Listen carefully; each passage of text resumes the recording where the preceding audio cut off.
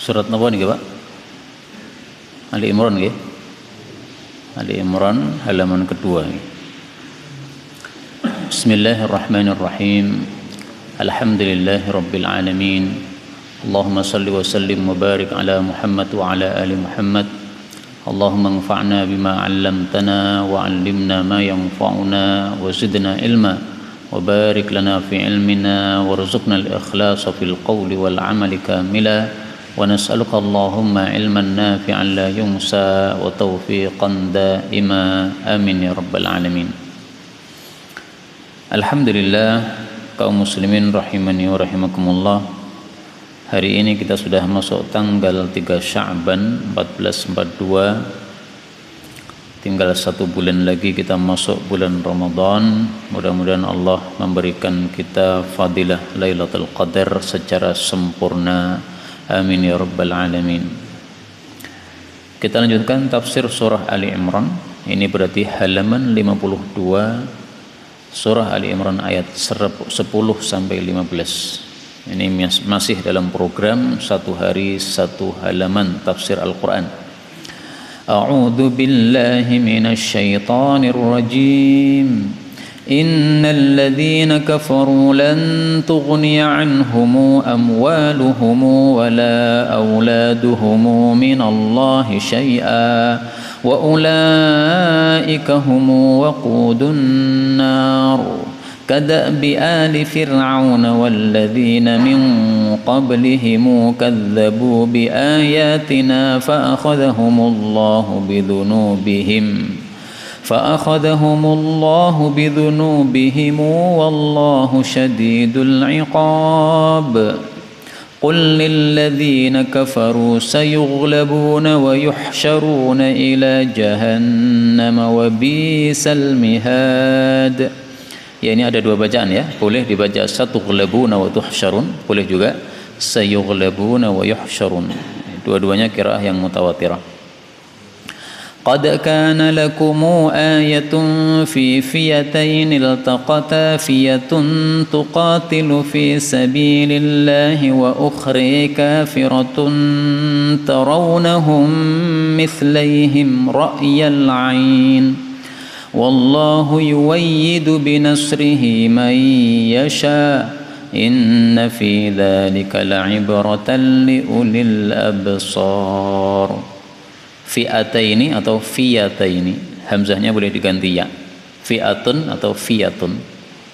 Yarawnahum atau apa tadi? Tarawnahum. Ya atau tak sama aja. Maksudnya dua-duanya diajarkan oleh Rasulullah sallallahu alaihi wasallam. Yu'ayyidu yuwayyidu. زين للناس حب الشهوات من النساء والبنين والقناطير المقنطرة من الذهب والفضة والخيل المسومة والأنعام والحرث ذلك متاع الحياة الدنيا والله عنده حسن المآب. زين للناس, kalau dibaca idgham zuyyil linnas.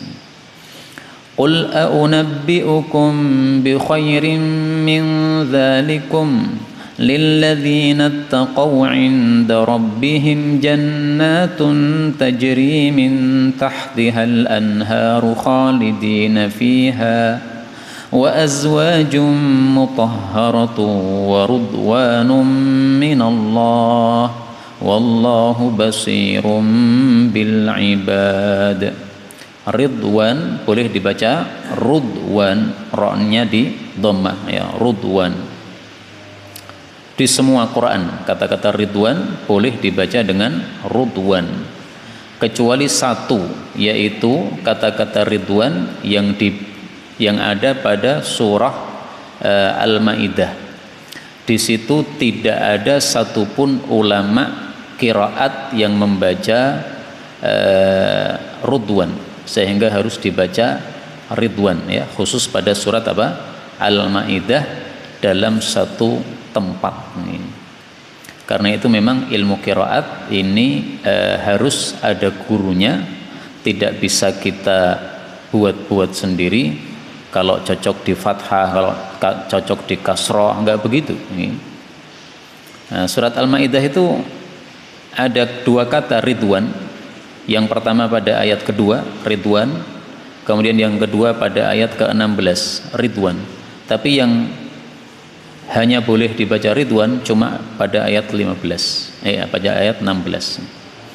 Baik, ini sekedar ilmu qiraat, mungkin tidak begitu penting untuk mayoritas kaum muslimin karena rata-rata kita hanya membaca dengan satu macam qiraah. Ini kadang-kadang ngantuk mungkin nih Pak, sehingga nggak mau nyala nih. Ridwan? Ya nanti nyala sendiri, oke. Baik, adapun tafsirnya secara ringkas, Allah Subhanahu wa taala mengatakan pada surah Ali Imran ayat 10, Innal ladzina kafaru, sesungguhnya orang-orang kafir, lan tughniya, tidak akan berguna, anhum, terhadap mereka. Apa yang tidak berguna? Amwaluhum, harta-harta mereka, wala auladuhum, tidak pula anak-anak mereka, minallahi, dari Allah, syai'an, sedikit pun juga. Wa ulaika, dan mereka itu, hum, mereka adalah, waqudun nar, kayu bakar api neraka. Ayat ini menunjukkan bahwa orang kafir itu nanti akan disiksa oleh Allah di neraka. Jadi orang kafir senikmat-nikmatnya bagaimanapun juga, tapi nanti akhirnya akan sengsara. Sebaliknya orang beriman, sesengsara-sengsara apapun juga di dunia, nanti dia bakal masuk surga nikmat. Karena itu pilih jadi muslim atau kafir? Jelas muslim. Dalam hadis yang sahih, Rasulullah SAW menjelaskan bagaimana orang paling sengsara di dunia dimasukkan surga dan orang yang paling nikmat di dunia dimasukkan neraka. Yu'ta bi an'ami ahli dunya, akan didatangkan nanti di hari kiamat orang yang paling nikmat dari penduduk dunia, min ahli nar, tapi dia termasuk penghuni neraka. Fayusbaghu fi jahannam, lalu si orang ini dicelupkan satu kali di neraka jahanam, sekali aja celup, habis itu dikeluarkan lagi. Thumma yuqalu lahu, kemudian ditanya oleh Allah, ya bna Adam, hai manusia, hal ra'aita khairan qattu, apakah kamu pernah melihat kebaikan? Hal marra bika na'imun qattu, apakah kamu pernah mendapatkan kenikmatan? Fayaqulu la wallahi ya Rabb, maka dia mengatakan, demi Allah saya belum pernah dapat kenikmatan. Jadi begitu masuk neraka satu kali celupan, itu kenikmatan dunia yang dulu banyak itu sudah hilang semuanya Pak, sudah nggak teringat. Saking apa? Dahsyatnya api neraka. Sebaliknya, wa yu'ta bi asyaddin nasi bu'san, akan didatangkan nanti pada hari kiamat orang yang paling melarat di dunia, fid dunya, tetapi min ahlil jannah, dia termasuk ahli jannah. Fayusbaghu fil jannati sabgha, dia dimasukkan dalam jannah sekali saja, pleng, habis itu dikeluarkan lagi. Fayuqalu lahu, ditanya, wahya ya bna Adam, wahai manusia, hal ra'aita bu'san qattu, apakah kamu pernah melihat satu kesengsaraan? Hal marra bika syiddatun qattu, apakah kamu pernah mengalami satu kesusahan? Fayaqulu la wallahi ya Rabb, maka dia mengatakan, demi Allah belum pernah melihat saya. Ma marra bi bu'sun qattu wala ra'aitu syiddatan qattu, saya belum pernah mengalami kesusahan sama sekali. Hadis riwayat Muslim. Mau diganti monggo.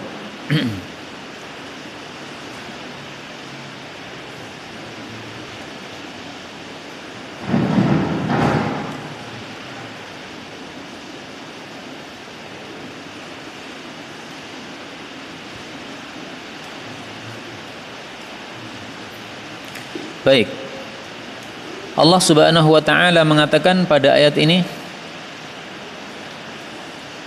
wa ulaika hum waqudun nar. Mereka orang kafir adalah waqudun nar, kayu bakar api neraka. Maksudnya mereka akan dimasukkan ke dalam neraka oleh Allah Subhanahu wa taala, sehingga seolah-olah menjadi kayu bakarnya. Kayu bakar itu kan selalu berada di tempat yang dibakarnya api di situ. Kalau ditungku ya ditungku, selalu di situ, nggak pernah lepas.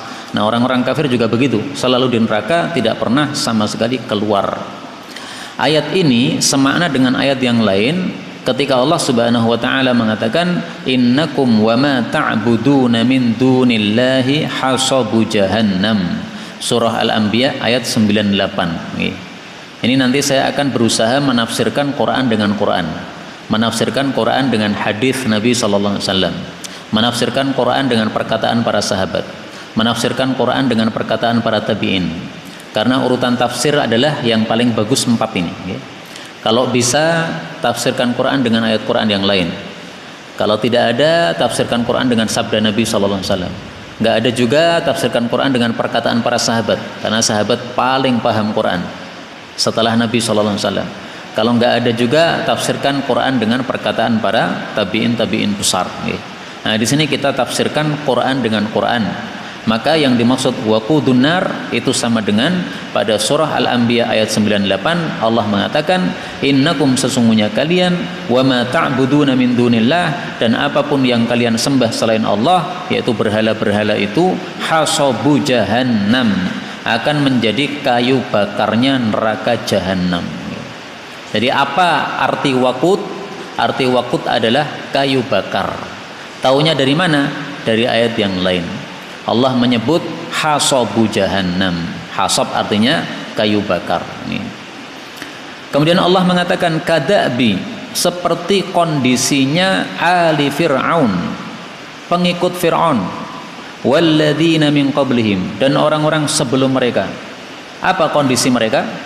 Kadzabu, mereka mendustakan, bi ayatina, ayat-ayat kami.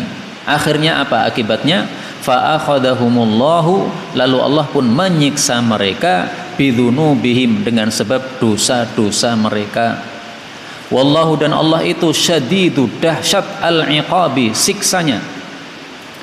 Jadi maksudnya ini ancaman dari Allah kepada orang-orang kafir Quraisy yang mengkafiri Nabi Muhammad sallallahu alaihi wasallam. Hei kafir Quraisy, kalian ambil pelajaran bagaimana kondisinya pengikut Fir'aun dulu. Mereka mendustakan Nabi Musa, akhirnya dihancurkan oleh Allah. Nah, maka maksudnya Allah adalah suruh ambil pelajaran. Ini saya utus Nabi yang baru, Nabi Muhammad, sama dengan Nabi Musa, bawa wahyu dari Allah, harus diikuti. Kalau nggak diikuti gimana? Ya nanti akan disiksa oleh Allah Subhanahu wa ta'ala. Maka dari ayat ini kita ambil 2 pelajaran. Pelajaran pertama, bahwasanya kisah-kisah di dalam Quran itu tujuan intinya untuk diambil pelajarannya. Saya ulangi lagi, kisah-kisah dalam Quran itu paling intinya adalah untuk diambil pelajarannya. Jadi Quran jangan disamakan dengan buku-buku dongeng. Kalau dongeng ya cuma dinikmati aja, alur ceritanya begini. Tapi Quran nggak begitu. Kalau hanya membaca alur ceritanya semua orang bisa, tapi kita disuruh oleh Allah untuk cari pelajaran yang terkandung pada kisah-kisah ini. Dalilnya apa? Dalilnya dalam ayat yang lain. Allah Subhanahu wa taala mengatakan, laqad kana fi qasasihim ibratul liulil albab. Surah Yusuf ayat 111. Laqad, sungguh-sungguh, kana adalah fi qasasihim, dalam kisah-kisah mereka, ibratun, ada pelajaran besar, liulil albab, bagi orang-orang yang punya fikiran. Jadi kita disuruh untuk ambil pelajaran. Kisah-kisah para nabi ini jangan hanya dibaca toktil, tapi ambil pelajarannya. Nah, kalau kita perhatikan dari awal Quran sampai akhir Quran, ternyata kisah nabi yang paling banyak itu adalah kisah Nabi Musa alaihissalatu wassalam. Para ulama membahas kenapa kisah Nabi Musa paling banyak. Nabi Nuh ya ada, Nabi Adam ya ada, ya lengkaplah 25 nabi. Tapi paling banyak Nabi Musa. Kenapa? Karena Nabi Musa dengan Fir'aun itu adalah satu-satunya contoh paling dahsyat menunjukkan bahwa kebenaran pasti menang, bahwa kebatilan pasti kalah. Nabi Musa waktu itu dalam kondisi lemah, rendah, tidak punya pengikut. Bahkan pengikut-pengikutnya itu Bani Israel semuanya tertindas. Sementara Fir'aun itu dalam kondisi kuat, pasukannya lengkap, kemudian hartanya banyak, pengaruhnya besar, tidak ada yang menandingi kekuatan Fir'aun. Tapi karena Nabi Musa bawa kebenaran, Fir'aun bawa kebatilan, akhirnya kebatilan dimusnahkan oleh Allah. Maka pelajaran penting dari kisah Nabi Musa adalah kita umat Islam, kalau kita meyakini bahwasanya kebenaran itu dari Allah itu pasti menang, nanti kita akan dimenangkan oleh Allah. Tapi sayangnya umat Islam kadang-kadang tidak meyakini seperti itu. Ketika dibohongi oleh isu-isu yang dusta, mereka akhirnya ikut dalam isu-isu tersebut, tidak mau mengimani apa yang dibawa oleh Nabi dan Rasul, apa yang dibawa oleh Allah dan Rasul Sallallahu Alaihi Wasallam. Akhirnya kita tidak menang gara-gara itu. Salah kita sendiri, kita tidak mengikuti apa yang diperintahkan atau disabdakan oleh Rasul Sallallahu Alaihi Wasallam. Pelajaran kedua dari ayat ini, ayat 11 adalah Allah mengatakan fa'akhadhahumullahu bidzunubihim. Allah siksa mereka dengan sebab dosa mereka.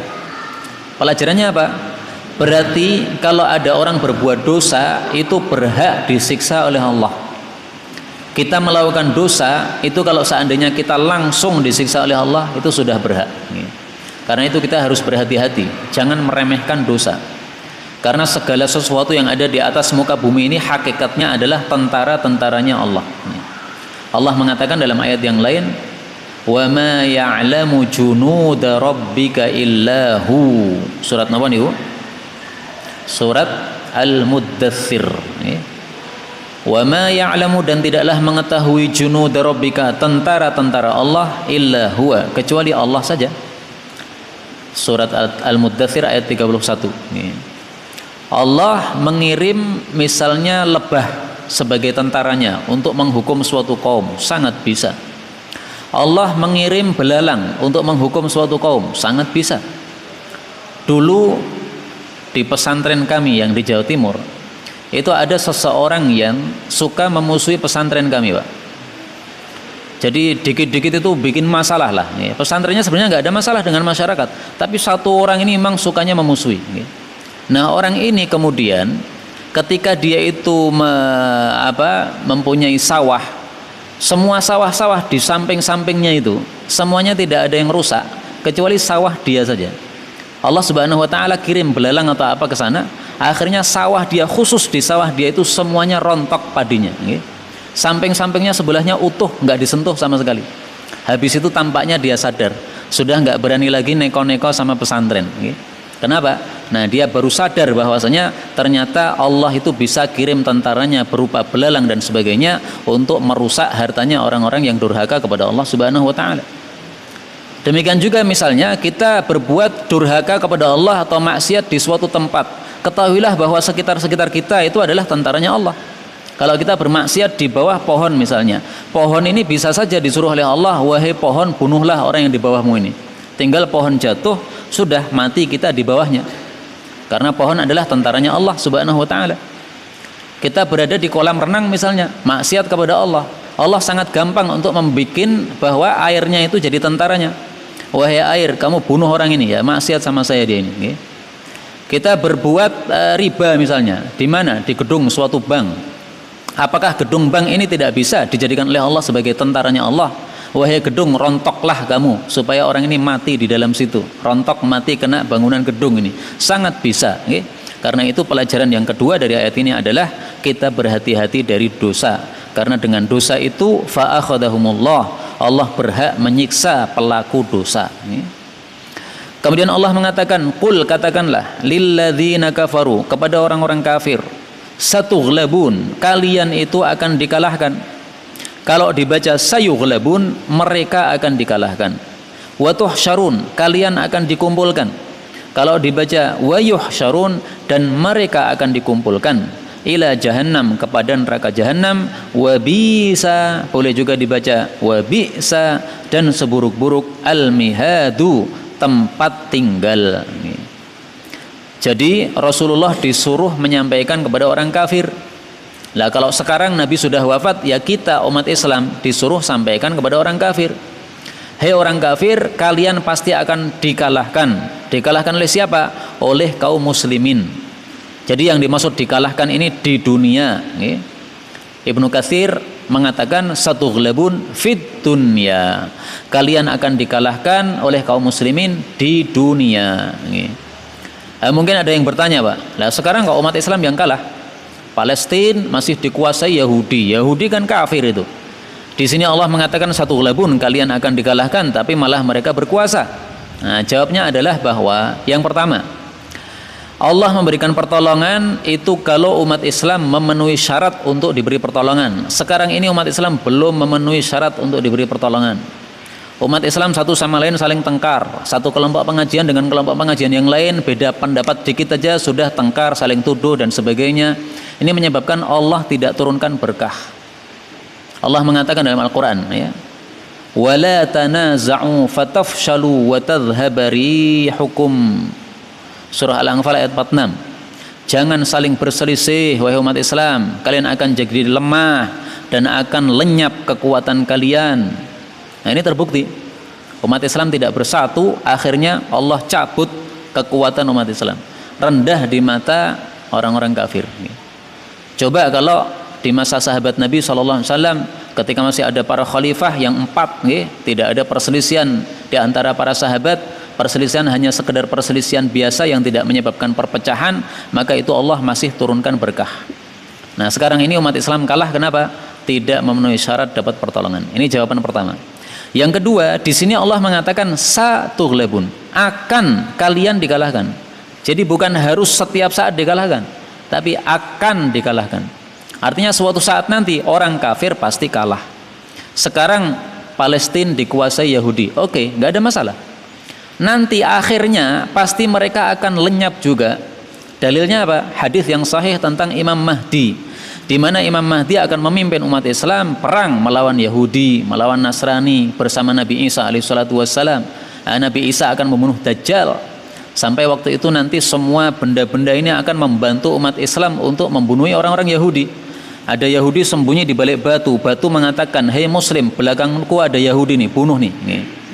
Ada pohon, Yahudi sembunyi di balik pohon. Pohon akan mengatakan, hei Muslim, belakangmu nih ada Yahudi nih. Ini sembunyi dia di nih, bunuhlah. Ini yang ngomong bukan saya, Pak. Sabda Nabi SAW. Kalau yang ngomong saya nggak usah percaya. Omong sok watu ngomong, ora percaya aku. Tapi kalau yang bersabda adalah Nabi, kita wajib percaya. Nanti di akhir zaman, batu akan dibikin oleh Allah bisa bicara. Pohon akan dibikin oleh Allah bisa bicara. Bicaranya gimana? Jangan tanya saya sudah. Saya juga belum pernah mengalami. Tunggu aja nanti waktunya. Ketika batu-batu bicara, ngomongnya kayak opo.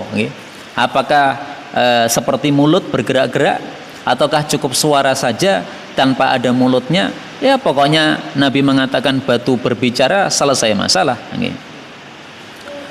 Maka kata-kata satughlabun, kalian akan dikalahkan, ini maksudnya janji dari Allah, pasti orang-orang kafir akan kalah suatu saat nanti. Kemudian Allah mengatakan pada ayat 13, qad sungguh kana ada lakum bagi kalian ayatun tanda fi fiyataini pada dua kelompok, maksudnya kelompok muslim dan kelompok kafir. Iltaqata yang berjumpa, maksudnya berjumpa dalam medan perang. Allah menjelaskan siapa dua kelompok tadi. Allah mengatakan fiyatun, satu kelompok, tuqatilu dia berperang fi sabilillah, di jalan Allah. Maksudnya ingin meninggikan kalimat Allah, meninggikan kebenaran. Berarti ini adalah kelompok kaum muslimin. Wa ukhra, dan kelompok yang lain kafiratun, kafir. Yarawnahum, mereka si kafir melihat mereka umat Islam, mithlaihim, dua kali lipatnya si kafir, ra'yal ain, dalam penglihatan mata. Wallahu, dan Allah itu yuwayyidu, menguatkan binasrihi, dengan pertolongannya kepada mayyasha, siapapun yang dia Allah kehendaki. Inna fi dzalik, sesungguhnya dalam hal itu la'ibrah, sungguh ada pelajaran besar liulil absar, bagi orang-orang yang memiliki basar, memiliki apa? Penglihatan. Ayat ini bicara tentang kasus perang Badar. Kasus apa? Perang Badar. Perang Badar itu merupakan tanda kekuasaan Allah. Perang Badar itu merupakan tanda bahwasanya Allah pasti menolong orang-orang yang berada dalam kebenaran. Allah pasti akan menghancurkan orang-orang yang berada dalam kebatilan. Maka di sini Allah mengatakan ayatun, ada tanda. Tanda apa? Tanda kekuasaan Allah, atau tanda bahwasanya Allah pasti menolong orang-orang yang membela agamanya, yang berada dalam kebenaran. Perang Badar, Muslim dengan kafir jumlahnya tidak imbang. Orang kafir senjatanya lengkap, jumlah mereka 1000 orang. Orang Muslim senjatanya sederhana, jumlah mereka hanya 300 orang. Berarti 1 lawan berapa nih? 1 lawan 3. Mestinya 1 lawan 3, 1 yang kalah. Apalagi senjatanya nggak lengkap. Kenapa senjatanya umat Islam nggak lengkap? Karena umat Islam keluar dari kota Madinah ke medan Badar itu tidak ada niatan untuk perang sebenarnya. Niatannya hanya untuk mencegat rombongan dagang orang-orang kafir dari Syam menuju ke Mekah.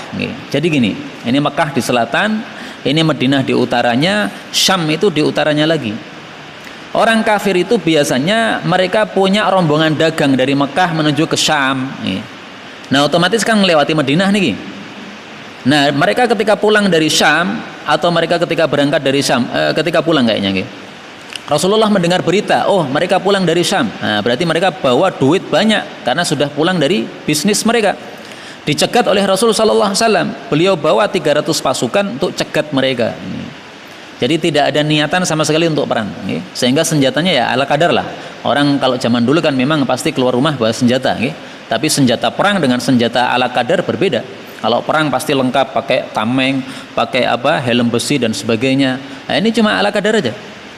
Tapi ternyata Allah menangkan yang 300, Allah kalahkan yang 1000. Itulah yang dimaksud ayatun. Itu ada tanda besar kekuasaan Allah, bahwa Allah menolong hambanya yang membela kebenaran. Maka di sini Allah mengatakan wallahu yuwayyidu binasrihi may yasha. Allah itu menguatkan dengan pertolongannya kepada siapapun yang dikehendaki. Siapa yang dikehendaki oleh Allah untuk diberi pertolongan? Orang-orang yang memenuhi syarat untuk diberi pertolongan. Umat Islam tidak semuanya berhak dapat pertolongan. Kalau dia tidak memenuhi syarat, nggak dapat pertolongan. Yang memenuhi syarat saja yang mendapat pertolongan dari Allah Subhanahu wa Ta'ala. Nah, terus syaratnya apa ini supaya kita dapat pertolongan Allah? Syaratnya disebutkan pada surat yang lain. Pada surah Muhammad ayat 7. Ya ayyuhalladzina amanu in tansurullaha yansurkum. Wahai orang-orang yang beriman, kalau kalian itu menolong Allah, Allah pasti menolong kalian. Jadi syarat kita mendapatkan pertolongan Allah adalah kita menolong Allah.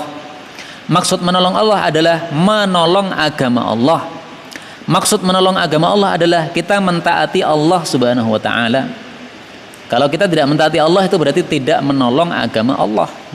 Nah, maka sekarang ini kita belum mendapatkan pertolongan Allah. Kenapa? Belum memenuhi syarat. Umat Islam masih banyak yang musyrik, nggak sadar kalau dia musyrik. Umat Islam masih banyak yang mudah diadu domba sesama Muslim. Di Suriah misalnya ada itu Jabhan Nusrah, perang dengan apa? Yang satunya lagi yang apa? JI itu, Jamaah Islamiyah atau yang apa namanya lah, macam-macam, Daesh atau apa itu, padahal sama-sama sesama Muslim. Mestinya kalau sesama Muslim itu yang diserang adalah orang kafir, bukan saling gontok-gontokan begitu. Itu menunjukkan bahwa mereka berperangnya bukan karena agama Allah, mungkin karena hawa nafsu, mungkin karena harta dan sebagainya. Maka tidak berhak mendapat pertolongan Allah. Nah, sekarang di sini saya tadi membaca ayat ini dengan bacaan berbeda.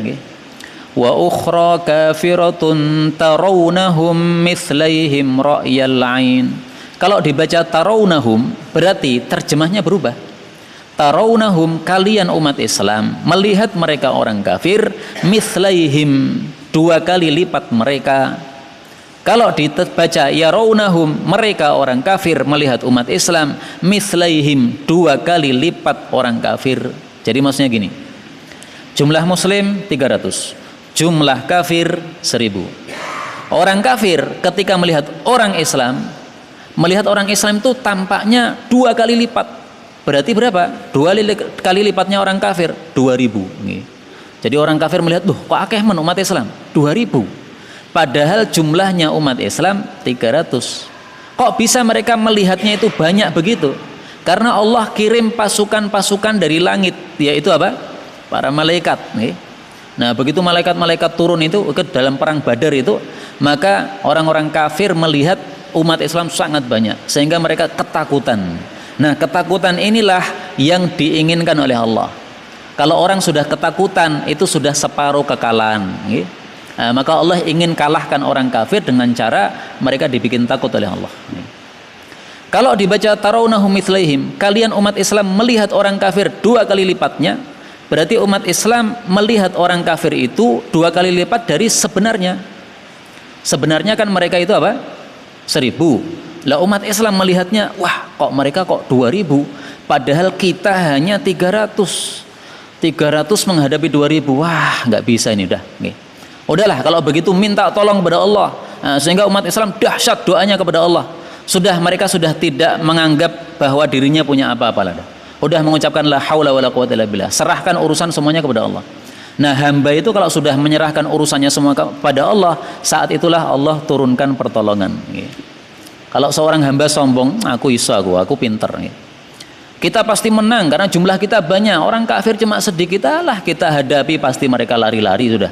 Mereka pasti kalang kabut sudah. Kalau sombong begitu, malah Allah tidak kasih pertolongan. Seperti pada waktu perang Hunain, perang Hunain tahun 8 Hijriah, Allah kasih pelajaran umat Islam. Umat Islam jumlahnya 12.000. Maka mereka muncul dalam hatinya, wah pasti menang nih, 12.000 akeh. Nah, ternyata dalam perang Hunain kocar kacir umat Islam. Kenapa? Mereka tidak menyerahkan urusan kepada Allah. Lah di sini Allah sengaja bikin umat Islam ini melihat orang kafir seolah-olah jumlahnya 2 kali lipat alias 2000, padahal hanya 1000, supaya umat Islam semakin tunduk kepada Allah. Kalau sudah tunduk kepada Allah, sudah pasrah sama Allah, waktu itu turun pertolongan dari Allah Subhanahu wa taala. Jadi dari sini kita ambil pelajaran bahwa bacaan-bacaan Quran ini meskipun berbeda-beda tapi semuanya benar karena semuanya diajarkan oleh Nabi sallallahu alaihi wasallam. Mau dibaca yarawnahum, dibaca tarawnahum, terjemahnya berubah, enggak ada masalah, tapi isinya benar. Kemudian kita lanjutkan ayat 14, Allah mengatakan zuyyina, telah dihias-hiaskan linnasi, untuk para manusia, hubbus syahwat, mencintai syahwat-syahwat. Apa saja syahwat itu? Minan nisa, yaitu para wanita, wal banin, anak-anak, wal qanatir, harta-harta yang melimpah ruah, al muqantarah, yang berlipat-lipat ganda, minadz zahabi, baik itu emas, wal fiddah atau perak, wal khayli, dan kuda-kuda, al musawwamah, yang dihias-hiasi, berarti kuda yang mewah, karena kuda murahan nggak mungkin dihias-hiasi, wal an'ami, dan ternak-ternak, wal harthi, dan ladang-ladang. Dzalika, itu semua adalah mata'u, kesenangan al hayatid dunya, kehidupan dunia. Wallahu, dan Allah itu indahu, di hadapannya, husnul ma'ab, ada tempat kembali yang bagus. Husnu bagus, al ma'ab tempat kembali. Maksudnya adalah manusia itu watak asalnya adalah suka syahwat. Laki-laki watak asalnya suka wanita, suka anak, suka harta, suka emas perak, dan seterusnya. Nah, pertanyaannya, apa hukum suka ini? Ibnu Katsir mengatakan suka kepada dunia ini ada 2 macam. Ada yang terpuji, ada yang tercela. Kalau kita suka wanita hanya semata-mata syahwat, itu tercela. Itu berarti seperti binatang. Binatang itu kan begitu, Pak. Kalau ada jantan ketemu dengan betina pasti apa? Dempet-dempeti, kemudian dirangkul, kemudian terjadilah. Nah, manusia kalau begitu nyosor kepada semua wanita, mau halal mau haram pokoknya diambil, nah itu berarti tercela, kayak binatang. Tetapi kalau cinta kepada wanita ini dalam rangka untuk menutupi diri dari kemaksiatan, seseorang merasa, wah syahwat saya ini besar, saya kalau hanya nikah 1 enggak cukup, Istri saya ketika haid saya sudah mumet ra karu-karuan, nggih. Saya sudah wis mikire rang genah, nggih. Nah, maka orang seperti ini akhirnya nambah nikah lagi 2. 2 belum cukup, nambah lagi 3. Belum cukup, nambah lagi 4. Nggak ada masalah. Ini bagus. Kenapa? Niatannya untuk menjaga diri supaya tidak zina. Ini tidak tercela, ini terpuji. Atau niatannya memperbanyak istri adalah untuk memperbanyak keturunan. Keturunan diperbanyak sehingga mereka pada ibadah semuanya kepada Allah. Saya pengen misalnya punya istri 4, masing-masing anaknya 10. Berarti anak saya 40, rame-rame jamaah ke masjid. Ini kan bagus nih Pak. Niatan yang bagus kayak begini, masjid jadi rame. Coba masjid kita sepi, kenapa? Masing-masing kita istrinya 1 tok, anaknya dibatasi 2 tok, ya masjidnya sepi. Coba kalau masing-masing kita istrinya 4, anaknya 40, masya Allah, masjid rame sudah. Nggak perlu ngundang Abu Zaidan ke sini, anak-anaknya sudah jadi ulama-ulama semua, masya Allah. Karena itu sejak dulu saya bilang saya niatan anak saya sekitar 11. Kenapa? Dalam Quran ada ahada asyarau kaukaban, yaitu 11 bintang. Nah, berarti jumlah bagus ini. Ya tidak harus begitu. Tayyib, kembali ke sini. Wal banin, cinta kepada anak-anak sama juga. Cinta kepada anak-anak ini ada yang tercela, ada yang terpuji. Kalau untuk kesombongan itu tercela. Orang-orang zaman dulu sukanya kebanggaan begitu. Anak saya banyak, berapa? 10. Wah, semuanya adalah tokoh-tokoh perang. Itu zaman dulu orang-orang Arab jahiliyah. Itu yang tercela, itu yang dicela oleh Allah dalam ayat ini. Tapi kalau pengen anak banyak supaya mereka itu pada ibadah kepada Allah, banyak yang menegakkan agama Allah, sesuatu yang terpuji. Rasulullah mengatakan tanakahu tanasalu, silahkan menikah supaya banyak anak. Sabda Nabi SAW. Meskipun lafal tersebut dhaif ya, tapi maknanya sahih sesuai dengan hadis yang lain. Tapi kemudian wal qanatiril muqantarah, mencintai harta sama juga, bisa terpuji, bisa tercela. Kalau mencintai harta karena untuk kesombongan, kebanggaan, untuk numpuk-numpuk kekayaan untuk diri sendiri, itu tercela. Tapi kalau suka harta dengan niatan untuk memperbanyak amal soleh, itu terpuji. Saya sudah punya pabrik besar, saya pengen mengembangkan lagi supaya pabriknya jadi semakin besar. Saya sudah punya 5 pabrik, saya pengen punya 10. Untuk apa Pak? Supaya saya bisa membantu semua pesantren yang membutuhkan dana, supaya saya bisa memberikan takmir masjid, supaya masjidnya semakin bagus lagi, supaya lebih semarak lagi. Saya ingin bantu semua mereka. Nah, ini sesuatu yang bagus kayak begini. Tapi kalau niatannya sekedar dunia, itu yang tercela. Maka semua ini wanita, anak, harta tergantung niatnya. Niatnya bagus jadi bagus, niatnya buruk jadi buruk. Ini penjelasan dari Ibnu Katsir, silahkan dilihat di sana. Allah mengatakan dzalika mataul hayatid dunya. Itu semuanya hanya kesenangan kehidupan dunia. Perhatikan kata-kata mata. Kata guru saya, Ustadz Dr. Hasan Al-Qudsi. Beliau mengatakan, dalam bahasa Arab itu kadang-kadang makhrajnya, hurufnya menunjukkan makna. Mata artinya kesenangan kehidupan dunia. Perhatikan makhraj huruf mata. Mim makhrajnya di bibir, ma. Ta makhrajnya di lidah, ta. Ain makhrajnya di tenggorokan, a. Nah, maka kesenangan dunia itu sangat terbatas sebagaimana terbatasnya makhrajnya, mim sampai ain. Jadi kenikmatan dunia cuma segini nih Pak. Coba panjenengan minum es, lezatnya es sampai di mana? Sampai tenggorokan teh. Habis itu masuk isra kroso, mau pahit mau manis sampai dalam itu sudah nggak terasa. Terasanya hanya di lidah sini aja.